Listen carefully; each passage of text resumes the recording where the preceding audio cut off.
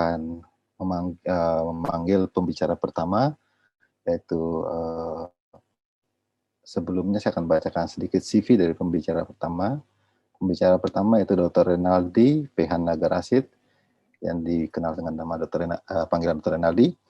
Beliau menyelesaikan pendidikan, mengambil Master Physiology and Basic Science, Sport Physiology pada Universitas Pajajaran.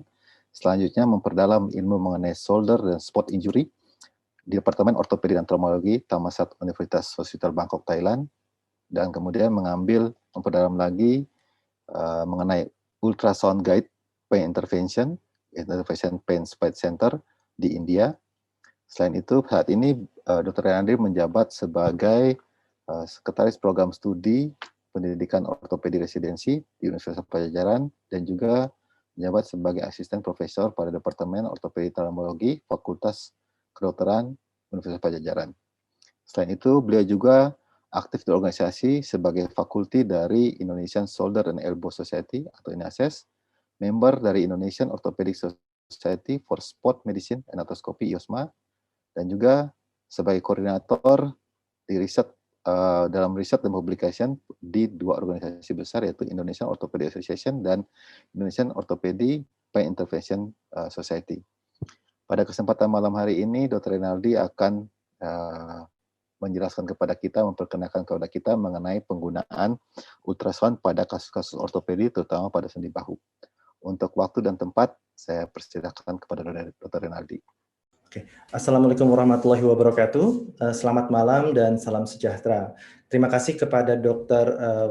Febri atas introduction-nya, dan terima kasih untuk organizing committee yang telah mengizinkan saya untuk mempresentasikan materi dengan judul Shoulder Ultrasound in Orthopedic Clinics, Basic Understanding and Learning. Perkenalkan, nama saya Renaldi Prasetya dari Universitas Pajajaran.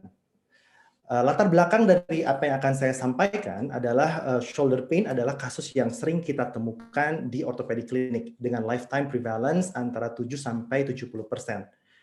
Terdapat suatu commonly itu pasien datang dengan keluhan soft tissue problem dari rotator cuff patologi sampai dengan nerve entrapment.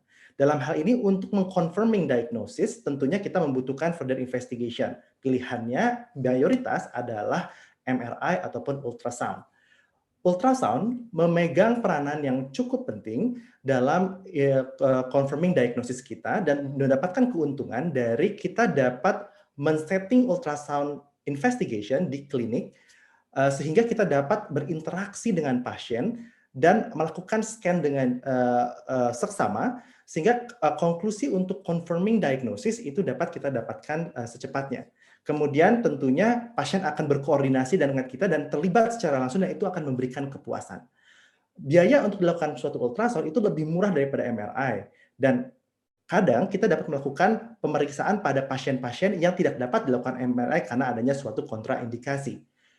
Ultrasound dapat melakukan evaluasi secara dinamik dan kita bandingkan antara non-affected dengan affected site. Kemudian kita tidak ada paparan radiasi dan jika kita membutuhkan intervensi nyeri, maka kita dapat menggunakan ultrasound sebagai image guided.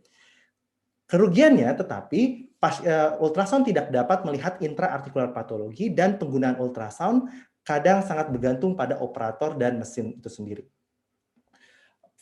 Mekanisme ultrasound adalah sebagai berikut. Adanya suatu transmisi elektrikal itu akan membuat kristal piezoelektrik bergetar yang mengakibatkan transmisi daripada sound wave menuju ke struktur yang kita evaluasi.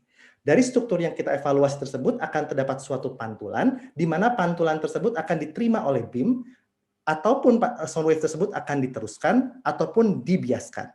Sound wave yang terekam dalam receiver itulah yang akan memberikan suatu gambaran ekogenitas, di mana jika banyak pantulan dan banyak penerimaan, maka akan terjadi suatu hyperechoic area, jika tidak akan terjadi anechoic atau hypoechoic.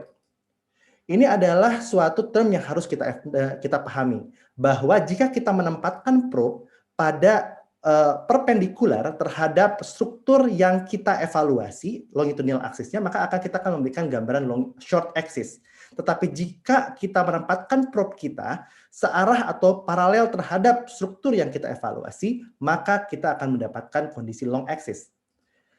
Kemudian kita evaluasi struktur yang kita inginkan. Jika kita dapatkan fluid, maka kita akan mendapatkan adanya suatu hipoekogenitas disertai dengan adanya distal acoustic enhancement karena mayoritas daripada sound wave itu akan diteruskan. Namun, jika kita mengevaluasi kortikal tulang, maka akan didapatkan adanya suatu hiperekogenitas disertai dengan adanya distal acoustic shadow karena hampir mayoritas dari sound wave akan dipantulkan. Pada muscle didapatkan adanya heterogenitas yang linear antara hiperekogen dan hipoekogenitas. Yang perlu kita bedakan adalah tendon dan nerve, di mana pada tendon didapatkan suatu fibular echotexture dan nerve adalah hipoechoic. Pada tendon didapatkan hiperekogenitas dan nerve itu less ekogenitas, dan tendon didapatkan suatu keadaan anisotropik. Apakah itu artefak anisotropik? Jika kita menempatkan beam perpendikular sound wave-nya terhadap aliran fibriller yang kita evaluasi, maka akan didapatkan hiperekogenitas. Tetapi pada tendon, fibrillernya kadang heterogen, sehingga toggling up down sedikit saja dari beam, maka akan memberikan gambaran heterogen dari ekogenitas, kadang hiperekogen dan kadang hipoekogenitas. Sehingga kita harus benar-benar mengevaluasi secara untuk menilai anisotropik kondisi tersebut. Setelah kita melakukan memahami bagaimana mekanisme daripada ultrasound, maka kita harus baiknya menggambarkan suatu marker yang bersifat persisten, marker yang bersifat prominent. Contohnya pada anterior adalah processus coracoid, anterior clavicle, anterolateral acromion, lateral acromion, dan posterior acromion sampai ke spina scapula. Kemudian kita melakukan suatu evaluasi secara sistematis, di mana evaluasi pertama pada anterior scan kita evaluasi long head biceps tendon. Long head biceps tendon itu merupakan suatu struktur tendon yang memanjang dari origonya, yaitu adalah superior tubercle dari glenoid, memanjang ke di rotator interval dan keluar ke extraarticular di sulcus bicipitalis. Samuel Taylor dan Stephen O'Brien membagi menjadi beberapa zona intraartikuler, junction, dan extraartikuler. Dan ultrasound dapat mengevaluasi junction dan extraartikuler. Posisi pada pasien itu adalah duduk dalam kondisi forearm dengan tangan menghadap ke atas. Kita menggunakan hyperfrequency dari flat probe dengan keadaan screen memandang di arah sesuai dengan mata kita. Kita tempatkan horizontal probe kita 2 jari di depan dari anterior acromion. Maka kita akan dapatkan short axis dari long head biceps tendon, di mana ini ada lesser tuberosity, sulcus bicipitalis, greater tuberosity, dan anisotropik dari long head biceps tendon yang ditutup oleh transverse humeral ligament. Kemudian kita lakukan translasi ke arah superior untuk melakukan evaluasi long head biceps tendon di dalam rotator interval, di mana dibatasi oleh subscapularis dan supraspinatus dan ditutup oleh coracohumeral ligament dan superior genohumeral ligament. Kemudian kita lakukan translasi ke inferior untuk menemukan adanya long head biceps tendon yang berada di antara pectoralis major dan latissimus dorsi.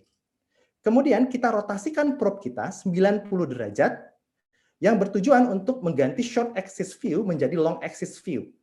Kita akan menemukan adanya long axis dari long head biceps tendon dan kita trace down untuk melihat patensi dan integritas dari long head biceps tendon dari tendon, muscle sampai ke musculotendinosus.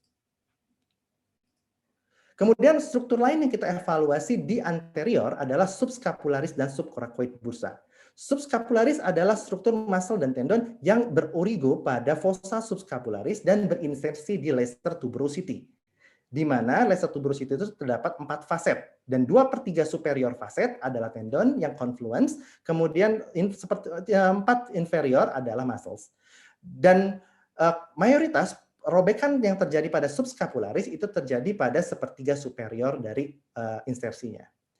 Dari penempatan probe yang sama saat kita melewati long head biceps tendon, kita melakukan eksternal rotasi sehingga kita mendapatkan greater tuberosity berada pada lateral daripada posisi yang awal kita lakukan evaluasi. Dan kita akan mendapatkan panjang dari tendon menempel pada lesser tuberosity footprint sehingga kita dapat melakukan optimalisasi penggunaan untuk evaluasi integritas daripada subscapularis. Kemudian kita lakukan rotasi 90 derajat untuk merubah long axis subscapularis menjadi short axis dan mengevaluasi heterogenitas dari tendon yang menempel di footprintnya, yaitu adalah lesser tuberosity. Sepanjang footprintnya kita evaluasi. Kemudian setelah itu kita rotasikan 90 derajat kembali daripada probe kita, kemudian kita translasikan ke arah medial untuk mendapatkan gambaran dari subcoracoid bursa.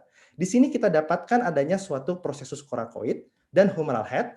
Ini adalah subcoracoid processus vatrecessus triangular, dan ini adalah coracohumeral ligament, dan di bawahnya itu adalah subscapularis musculotendinosus. Kemudian kita lakukan intrarotasi untuk melihat gliding dari subscapularis di bawah subcoracoid. Apakah smooth atau tidak, apakah terjadi subcoracoid impingement atau tidak. Setelah itu kita evaluasi supraspinatus, di mana supraspinatus menempelnya tuberosity dan terdapat 3 faset, dan yang harus kita perhatikan bahwa pada middle faset terdapat konfluensi antara supraspinatus dan infraspinatus. Jika kita menempatkan probe kita di superior daripada acromion pada posisi tangan netral, maka kita akan mendapatkan exclusion ataupun panjang daripada supraspinatus itu sangat pendek. Sehingga kita melakukan modify crest maneuver dengan menempatkan palm kita pada interscapula yang menyebabkan greater tuberosity berada di anterior dari acromion dan menyebabkan exclusion ataupun tension ataupun panjang daripada supraspinatus akan kita evaluasi pada segmen yang terpanjang. Kemudian kita melakukan translasi ke atas dan ke bawah untuk melihat anisotropik kondisi ataupun patensi ataupun integritas dari tendon supraspinatus di footprintnya. Dan kemudian kita melakukan resisted abduction untuk melihat patensi dan integritas tendon musculotendinosus dan muscle pada footprintnya, yaitu adalah superior dan middle facet dari greater tuberosity. Setelah itu kita lakukan rotasi 90 derajat dari probe kita, dan kita akan menemukan short axis dari supraspinatus yang berada di antara long head biceps tendon dan infraspinatus yang menempel pada posterior dan middle facet dari greater tuberosity. Dan kita kemudian translasikan ke arah longitudinal, ke arah anterolateral acromion, dan kita akan temukan subacromial area. Ini adalah acromion, ini adalah deltoid, dan ini adalah supraspinatus, dan diantaranya adalah subdeltoid dan subacromial space. Kemudian kita melakukan abduction secara perlahan untuk melihat smooth gliding dari supraspinatus ke dalam subacromial space. Apakah terjadi subacromial impingement atau tidak. Kemudian kita evaluasi posterior ultrasound scan untuk menilai 2 otot, yaitu infraspinatus dan teres minor, dan intraarticular glenohumeral joint. Kita evaluasi dengan kondisi tangan atau forearm dalam kondisi adduksi dan internal rotasi. Di sini kita akan menempatkan probe kita pada bagian lateral dari acromion. Dan kemudian kita akan dapatkan adanya suatu otot infraspinatus dan teres minor yang meletak pada posterior facet dari greater tuberosity. Kemudian kita rotasikan 90 derajat untuk kita menilai short axis dari infraspinatus dan teres minor yang menempel pada greater tuberosity posterior facet. Kita rotasikan lagi 90 derajat dan kita translasikan ke arah medial untuk menilai glenohumeral posterior joint yang merupakan ini adalah humeral head, glenoid, posterior labrum diikuti oleh infraspinatus, dan ini adalah intraarticular space. Kemudian kita mengevaluasi superior ultrasound scan untuk menilai AC joint, di mana kita menempatkan probe kita di superior dari AC joint, dan kita akan mendapatkan intraarticular surface dari AC joint dan capsule superior dari AC joint, serta diskus yang berada di ada intraarticular space. Kemudian kita evaluasi inferior part dengan axillary recess, dengan kita, terima kasih Dr. Febri, dan kita tempatkan probe kita itu di inferior dengan short axis dan long axis untuk menilai inferior capsule dari tebalnya inferior capsule pada kasus-kasus biasanya adhesive capsulitis. Patologi apa sajakah yang dapat kita temukan pada shoulder? Yang pertama adalah pada long head bicep tendon adalah tendinopati, di mana terjadi peningkatan ketebalan daripada long head biceps tendon, adanya suatu peningkatan vaskularitas, dan adanya suatu akumulasi cairan di antara long head biceps tendon yang ditandai dengan adanya hypoechoic dan distal acoustic enhancement. Rupture pun dapat kita evaluasi dengan kita dapatkan adanya suatu hypoechogenitas atau empty bicipital groove, dan ketika kita lakukan long axis didapatkan adanya retracted anechoic area disertai dengan retracted stump dengan batas yang jelas. Kemudian bicep instability pun dapat kita evaluasi dengan cara kita melakukan external rotasi dan kita dapatkan long head biceps tendon mengalami suplux ke anterior yang menandakan pada klasifikasi Herber-Meyer adanya suatu robekan di superior glenohumeral ligament dan partial tear upper part dari subscapularis. Kemudian patologi lain yang kita temukan adalah pada rotator cuff, di mana patologi yang pertama adalah tendinopati, kita temukan adanya penebalan pada tendon rotator cuff, regular daripada footprint, subacromial space yang menebal, dan adanya suatu neovaskularisasi pada tendon area tersebut.